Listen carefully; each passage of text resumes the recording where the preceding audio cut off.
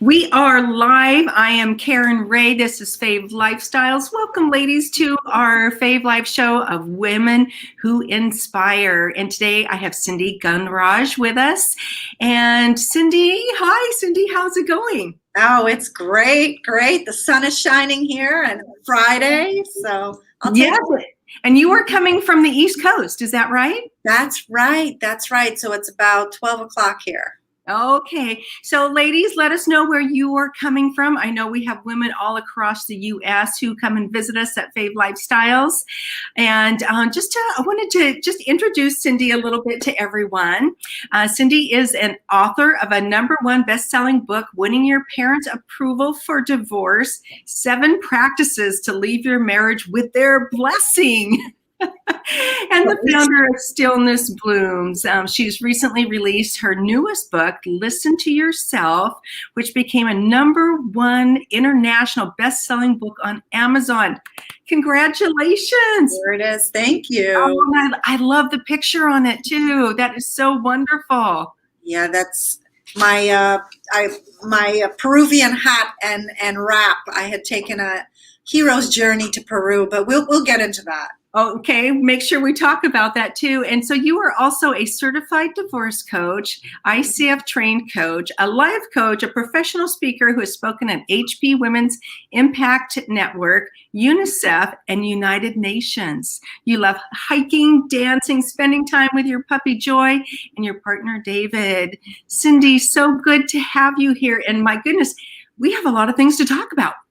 We do, and I'm so honored to be part of your community and share what knowledge I have with your audience, and I'm excited.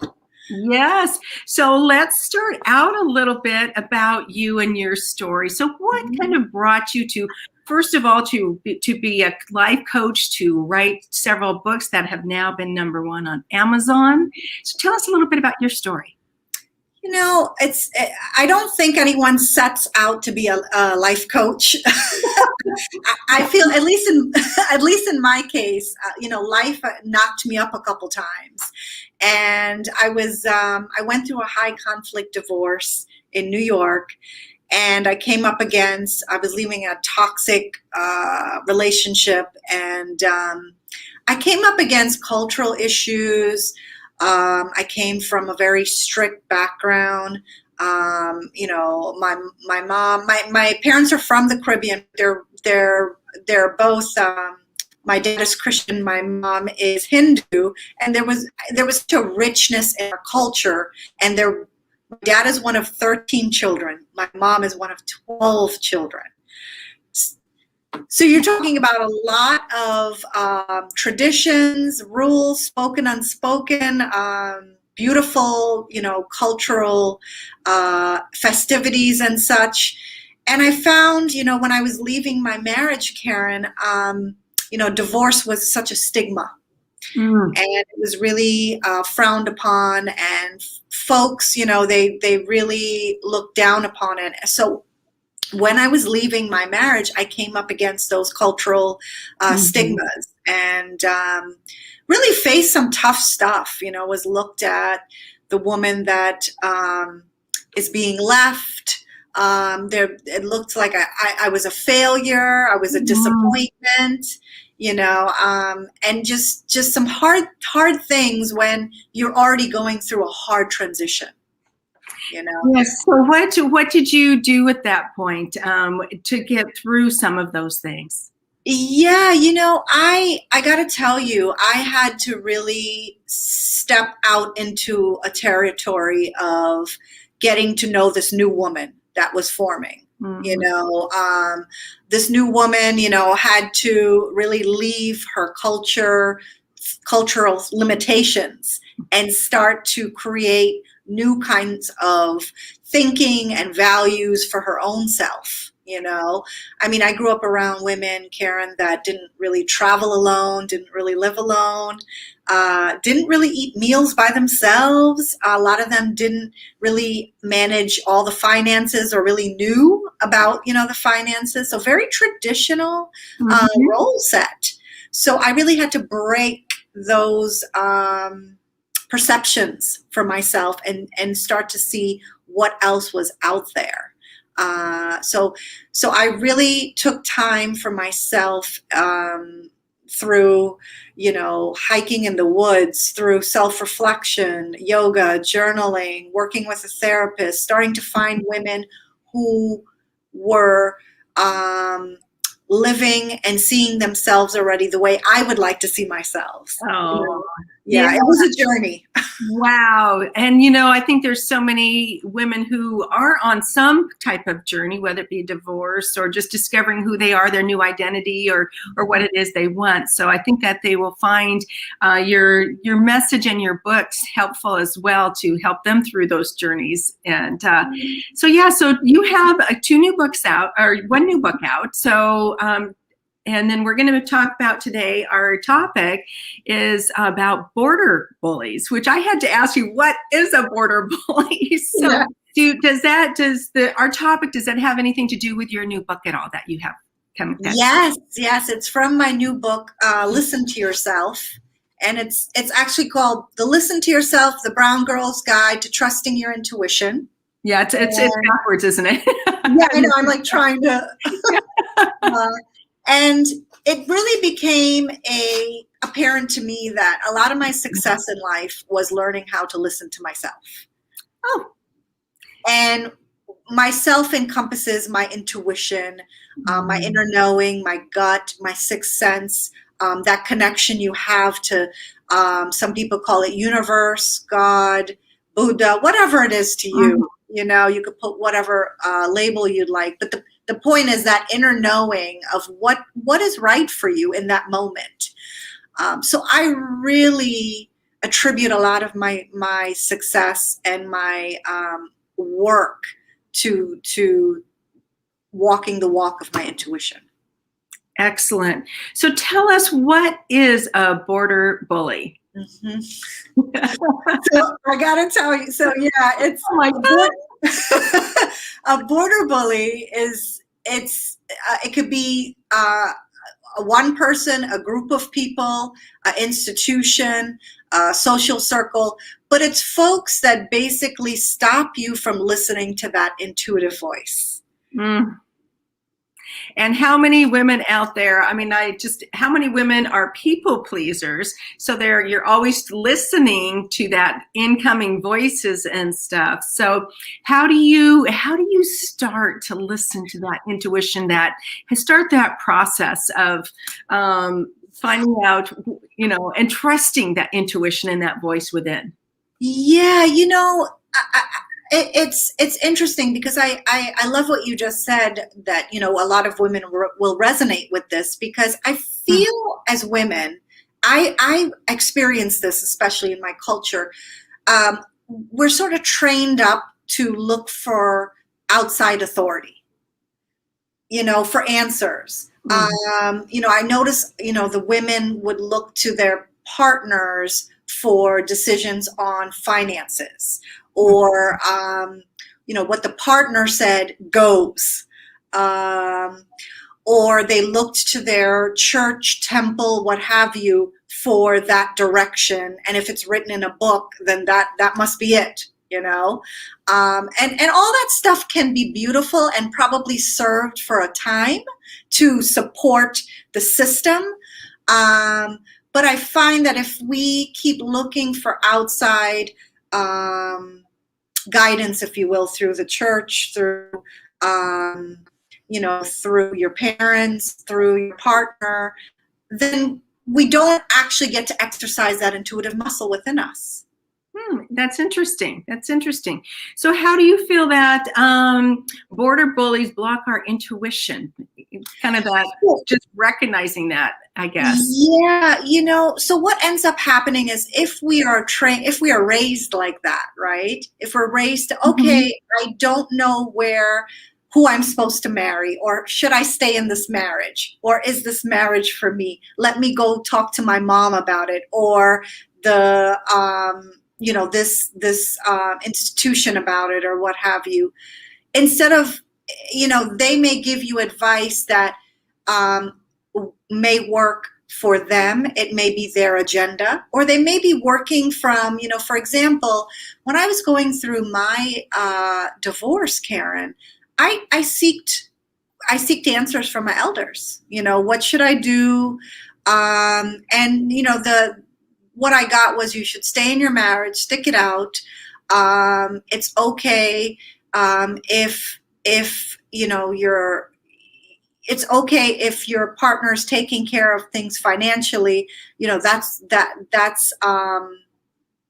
good. That's what you need in life, right? Mm-hmm. So, but the problem then is the stuff of, being talked down to, being ignored, your opinion doesn't matter. Then that stuff gets ignored and pushed to the side, because you're supposed to follow something that worked for those women at that time. Because I have to say, the women in my time, the women that I grew up with, they had a lot less choices than I did. Growing up. And so I think one of the things is to really see, the information that you're getting from border bullies, is it relevant for you at that time, right? And if you can't see that, what ends up happening, it blocks your inner voice, because you take that information in and you think that's the reality, and it blocks you from seeing options for you to move towards. Yes, those options and those choices. So how do you, so what do you think are some of the common pitfalls women have for overcoming those border bullies? I have to start with saying, being able to hear your intuitive talk. That is the first thing, because until you cultivate that muscle, it's going to be really hard to navigate the life decisions, like getting a divorce, finding love again, growing your business, right? Because you may be looking for outside authority, and it may be confusing you. Yeah. So do you feel like a lot of women are kind of listen to that to have some validation and to find their worth, if you will, rather than listening to their intuition and their own voice? Yeah, I find that if we've been sort of trained up to listen to everyone outside of us, it kind of then becomes really hard to trust that inner voice. First, to even identify that, oh, there's this inner whisper telling me that, hey, this job that I'm in, or this career I'm in, is unfulfilling, or this relationship I'm in is unfulfilling. And I keep having that message, but I keep busying myself to ignore it, right? Or finding different ways to cope. So I find, it's a muscle you have to start it's almost like, I think of it like almost like a baby you have to nurture. So you have to actually start creating an environment to nurture that voice. And that is one way. One of the things that I feel keeps women stuck is they're not creating that environment to nurture that voice. So then they can't overcome border bullies that, may be telling them to stay in a toxic marriage, or, oh, don't take that trip abroad. It's scary to travel alone, or whatever your vision or dream may be. Yes. Or to, like in my case, to move to another state that, I've never been to. So yes. So how do you start nurturing that? How would you suggest women do that? Yeah. So to nurture it, first you have to have some sort of self-reflection tools. Oh. So, it's starting to build this stuff in your routine, so setting aside quiet time to observe your thoughts. What am I thinking, or why am I low energy today? Or why was I so upset by what that person said? right? So it's like taking time to self-reflect and ask and examine those things that upset us or challenge us. So once we start self-reflecting, and you can do this through journaling, you could do it through sitting quietly and doing breath work, meditation, mindfulness. For me, it was going into nature. Mm. It was taking lots of hikes in nature, observing my surroundings, the trees, the wind, the colors, the sounds, and it puts me back into that intuitive flow where I can hear that intuitive voice. Yes. Wow. Our intuition. I would be interested in hearing from some of the ladies too that are viewing. How many of them listen to their intuition? And how many times have you wished you would have? Because, I think there's a lot of times, I don't know if other women feel this, that maybe you're like, oh, you just kind of had this little stirring and you're like, is that a little voice within me to maybe not go do that or to do something? Do you find a lot of women kind of maybe start recognizing that and what to do? What are the next steps in kind of fostering that? So yeah, when you recognize it, it's key. It's key, right? Because then you have a choice. You've brought yourself to awareness, and you have a choice to then listen to it or not. Yeah. Right? So, there's a chapter in my book, Karen, where it says the intuitive trail is steep, because that voice may be telling you, okay, you've outgrown this marriage. It's time. And that can be scary as heck, because there's so much uncertainty, and you're being in a terrain where all of a sudden you may have to stand up for this voice that you hear and actually act on it. So I would say, the first is acknowledging the voice. The second is the choice to listen to it. And then allowing it to take you on the journey that it has for you, which a lot of the journey may be unseen and unwritten at this point, right? Mm-hmm. So it's really cultivating courage within. I heard this from a fellow coach. I thought it was so great. He said, you don't do the thing and get the courage. You get the courage. You do the thing and then you get the courage. So it's like, it's almost like, so let me say it again. So it's, we think that, okay, let's get the courage and go do the thing. But what actually needs to happen is putting ourselves out there to do the thing and be making it through that. And then the courage comes, right? Because I think of, like, for example, divorce is not an easy thing. I feel women that have gone through that have a badge of honor after, because so much has changed. Social circles could have changed, financial status, living, relationships with friends, kids. And it's like, that's a lot for a person to go through. So that's a badge. Yes. Yes. I love how you put that you need to take that action, and then you either feel courageous or brave. It's not, because if you sit and wait for that feeling of that courage, you may never take the action because of the uncertainty, or you're not uncertain of the outcome or whatever. And the fear. Put that. And fear. Oh my gosh, fear can stop us so much. Yes. The fear sometimes stops us from listening to that intuition as well. Yes, because it's very fearful. It's if we're going to a unknown terrain, immediately it's like our body sees it as, we go into that fight, flight, and immediately we go into this reptilian brain, and where it's releasing chemicals in our body where we feel life is hostile. And what happens is it closes off any kind of problem solving skills. And you can't see many options because you're like that horse with blinders, right?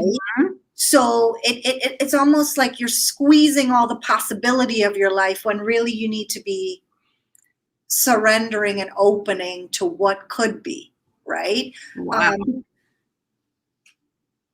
Yeah. So just opening, I love how you just put that, and to be open up just to the possibilities. My son actually, one Christmas gave me, he said, Mom, I'm going to give you the gift of opportunity so you can see all the possibilities. Oh. And I have to remind myself of that, because as a single woman, that like you said, those doors can close, and because that uncertainty, you just get in that fear, and then you're not seeking the solutions. Absolutely. And I've heard Michael Beckwith say this. He's the owner of Agape Church in California, and he said the possibility or potential is always bigger than the problem. Oh, I love that, because Karen, have you noticed whenever you come through something, and then you get to a point in your life where you're like, whoa, I'm better off. Whoa, look how much abundance has came into my life in the form of friendships, in the form of a healthy body, in the form of a healthy mind, in the form of really loving myself. It's unbelievable, actually. So if we can start to shift the focus to the potential versus the problem, it helps us to move towards our intuition, that voice of that wants a better way for us. Yes, that shift to potential. I love that. Yes, to focus on those things of where you're heading is wonderful. And I love how you to kind of put it to where we need to maybe just stop and see the blessings of where we are. And even through COVID, through a pandemic, you can focus on so many of those things that are difficult. And yet, what are the lessons learned? Where are we at now? What are the things, the silver linings of the moment? Yeah, and look how we're coming. We've turned a corner. There's more shots being given and stuff like that. But look how much we've gained, right? We've gained closeness with family, with friendship. We've seen the value of being in person with people, and attending events live and having that human connection, but also travel, right? Mm-hmm. When travel really starts to open up, what a gift to embrace, being able to connect to other places, cultures, and things like that. I mean, yes, it's a real different value on it now because of what we've gone through. Absolutely. So tell me, what inspired you to write your second book? I made a transition. I had mentioned to you I was living on the West Coast in Portland, and with pre-COVID, my dad was he's been going through cancer. Mm-hmm. He's not going to be getting any treatments anymore, and he's really in the final stages. And I thought, I would rather have this time with my folks and be in lockdown with them, and really have this time with them, and grow deeper in our relationship. So I made the choice to move, and then the second book, it was really like a love letter to myself. Oh. What was happening was like, okay, you're going to be transitioning, so I'm going to write a guide for you on how to listen to yourself in this transition. Excellent. Mm-hmm. Yes. So those ladies who are walking through some transitions can go grab your book and have a guide along the way. Absolutely. Yes. Absolutely. Yeah. when we start to really walk this intuitive walk on a daily basis, because we have an intuitive genius in us, and I talk about that in our book, where we can cultivate a space where we can access that intuitive genius when we need it. Life becomes more expansive, less hostile. We start to pick up on signs and signals. We start to make decisions more solidly and with ease and flow. And the right people show up to support our venture, to give us the support in that transition. Yeah. And just magical things can happen. I mean, like I have found, for example, when I had the courage to leave my marriage, I have found a beautiful love partnership where I have a man that values me, and really, we really jive on a partnership level, which that I didn't see that growing up.